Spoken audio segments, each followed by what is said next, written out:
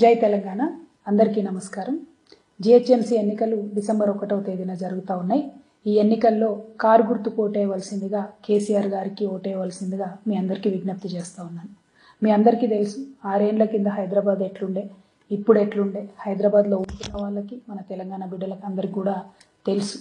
హైదరాబాద్ నగరంలో ఇంత అందమైన రోడ్లు, ఫ్లైఓవర్లు, ఇంటర్నేషనల్ సంస్థలను కూడా ఆకర్షించేటటువంటి పరిస్థితులు, 24 గంటల కరెంటు, శాంతి భద్రతలు ఇవన్నీ ఉన్నాయంటే కారణం టీఆర్ఎస్ పార్టీ, కేసీఆర్ గారి నాయకత్వం।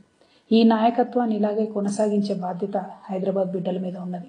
హైదరాబాద్ నగరం 5 సంవత్సరాలుగా వరుసగా మర్సర్ అనేటటువంటి ఇంటర్నేషనల్ ఏజెన్సీ కూడా ఇండియాలో one of the best city అని చెప్తా ఉన్నాయి। ఇటువంటి ర్యాంకింగ్లు మీకు తెలుసు, ఉట్టిగా రావు, పై మాటలతో అసలే రావు, పని చేస్తేనే వస్తుంది। అటువంటి పని, అటువంటి ప్రణాళిక, అటువంటి ప్రేమ, శ్రద్ధ హైదరాబాద్ మీద కేసీఆర్ గారికి, టీఆర్ఎస్ పార్టీకి ఉన్నది। కాబట్టి ఈ వచ్చే జిహెచ్ఎంసీ ఎన్నికల్లో కూడా ఇవే పరిస్థితులు, ఇదే అభివృద్ధి కొనసాగాలంటే టీఆర్ఎస్ పార్టీని గెలిపించవలసిందిగా మీ అందరినీ కోరుతా ఉన్నాను। Thank you. జై తెలంగాణ। అన్నాడు యాదుకుందా? ముఖ్యమంత్రి ఉండే ఇంటి ముందర నీళ్లు, అసెంబ్లీ ముందర నీళ్లు, గవర్నర్ ఉండే రాజ్భవన్ ముందర నీళ్లు, ఇవాళ పుణ్యమండి ఇది। 4 ఏళ్ల తర్వాత చూస్తే సీఎం సార్ ఇంటి ముంగట మంచిగా అయింది కానీ ఎమ్మెల్యేలు కూర్చునే అసెంబ్లీ ముంగట నీళ్లే, గవర్నర్ ఉండే రాజ్భవన్ ముంగట నీళ్లే। పాత వీడియోలు కాదుల్లో రాత్రి తీసినాయే। తెలంగాణ వచ్చి 6 ఏళ్లైనా ఇదంతా గత పాలకుల పుణ్యమే। ఈ రాజ్భవన్ రోడ్లు మీరు ఇప్పుడు చూస్తున్నటువంటి పరిస్థితి రాజ్భవన్ చరిత్రలో ఈ రోడ్లు ఇట్లాంటి పరిస్థితి ఎప్పుడు రాలేదు।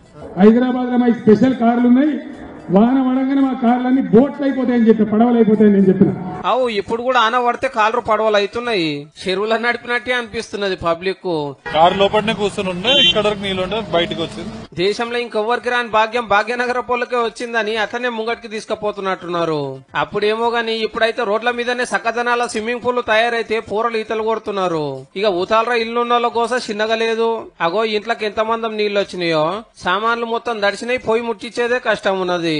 ఎవరు చూడలే, ఎవరు రాలేదు, ఎందుకు వస్తారా ఆఫీసర్లు? నాయన మీకు పుణ్యం అవుతుంది, జర మా దిక్కు క్యాల్ పెట్టుండ్రి। వర్షం వస్తే ఒక్కసారి మా ఏరియాకి వచ్చి బాధ చూడండి, ఇళ్లలోకి డ్రైనేజ్ నీళ్ళు వస్తుంది। అప్పట్లో ఇటువంటి పరిస్థితి వస్తేనే ముఖ్యమంత్రి సార్ ఏమన్నాడంటే, నిజంగా వర్షం పడితే లోతట్టు ప్రాంతాలకు నీళ్లు రావద్దు అంటే కనీసం 11.5 నుంచి 12,000 కోట్లు ఖర్చు పెట్టాలా, మినిమం 3 years టైం కావాలి సార్ అని చెప్పింది।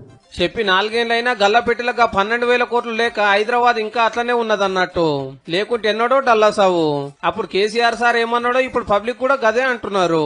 ఊపర్ షేర్వాని అందరు పడేశారు, అదే హైదరాబాద్ కథ। అసలు నరకం ఏంటో ఉంటది కానీ ఇక్కడ సావక ముందు నరకం అవుతుంది మాకు। ఇక పట్నం రోడ్ల సక్కదనం గురించి రేపియాల దాకా చెప్పినా ఓడవది, అద్దం లెక్క చెక్కున మెరుస్తున్నాయి। ఈ ముద్దు నిద్రలు ఉన్నారా, ఏం దరిద్రమైన గవర్నమెంట్ అర్థం కావట్లేదు। ఖాళీ ఈడికేంటి ఇట్లా మలుపుకొని వస్తే కండ్లలో నోట్లలో దుమ్ము రాళ్ళు తప్ప ఏముంటలేవన్నా। అప్పట్లో సార్ ఏమో గట్లన్నాడు, ఇప్పుడు పరిస్థితి ఏమో గిట్లున్నది। కొత్తగా ఏమంటాడో చూడాలా మరి।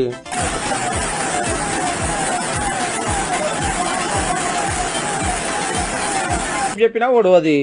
టర్కీలో ఉన్నటువంటి ఇస్తాంబుల్ కు చాలా పెద్ద పేరు ఉంది। ఆ పద్ధతిలోనే హైదరాబాద్ ఓల్డ్ సిటీ కూడా 100% డెవలప్ చేస్తామని చెప్పి మన పాత బస్తీని ఇస్తాంబుల్ సిటీ లెక్క సింగారిస్తామని 6 ఏళ్ల కిందట చెప్పినాడు। అక్కడోళ్ళ ఆనందం అలుగులు వారింది, కానీ ఇవాళ పోయి చూస్తే ఇస్తాంబుల్ లెక్కేమో గాని పాత బస్తీ ఇంకా పాతగా అయింది। ఇరికిరికి గల్లీలకు పోతే పొంగే మోరీలు, నడవరాని సడకులు, హుసేన్ సాగర్ నీళ్లు జోడేస్తాం, టాట నీళ్లు నింపుతామని చెప్పి 5 ఏళ్లు దాటింది, మురికి నీళ్ళని కిందికి ఇడుస్తున్నారు। ఇప్పుడు 100% మీరు అమెరికాలోని డల్లాస్ లో ఎట్లయితే multi layer flyovers, signal free చౌరస్తాలు ఎట్లయితే చూస్తారో త్వరలోనే అట్లాంటి హైదరాబాద్ లో కూడా చూడబోతున్నారని చెప్పి నేను మనవి చేస్తా ఉన్నాను। ఇటు సారు మాటలకు పానం గాల్యదేలినట్టు, అటు డల్ల సందాలకు కళ్ళు జిగేలుమన్నట్టు అనిపించింది 5 ఏళ్ల కిందట।